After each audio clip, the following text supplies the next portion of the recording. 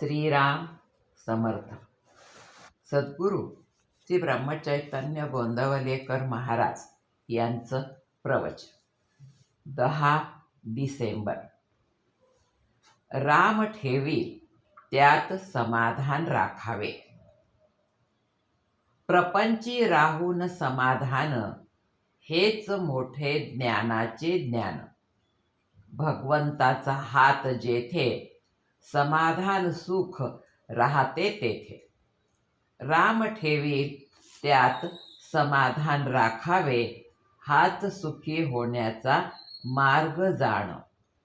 रामापायी अनन्य झाला, समाधान चालत येई घराला.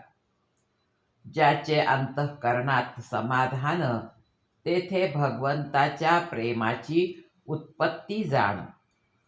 आपले असमाधान होण्याचे कारण, रामाहून दुसऱ्यांचे झालो आपण. उपाधिरहित रामास पहावे, मध्यंतरी चित्त कोठे न गुंतवावे. चित्त गुंतता मध्यस्थळी, परमात्म्याची प्राप्ती दुरावली. भगवंताचे स्मरण, तसेच भगवंताचे आगमन, पुण्याईशिवाय घडत नाही जाण.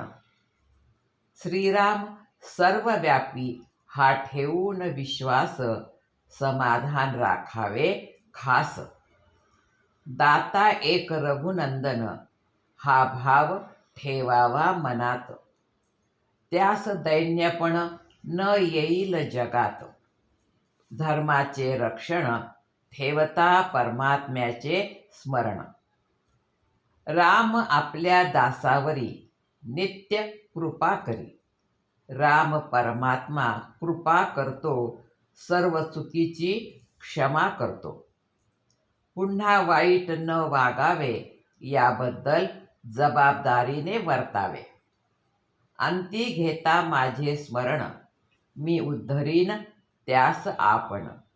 हे खुद्द भगवंताचे वचन, तेथे नसावे शंकेचे कारण. रघुनाथा वाचून सुखी झाला, असा नाही कोणी पाहिला ऐकिला. मीपणाचा सोडावा अभिमान, तोच एक भगवंताचा झाला जाण. राजाची झाली भेट, खालच्याचे नाही महत्त्व तेथे. तसे जगन्नियंत्या प्रभूस करावे आपले. आजवर रामाने सांभाळ केला, तो आजही नाही निजलेला. पण त्याची जागृती असे आमचे हाती. काळावर ज्याची सत्ता, त्याचे चरणी ठेवावा माथा.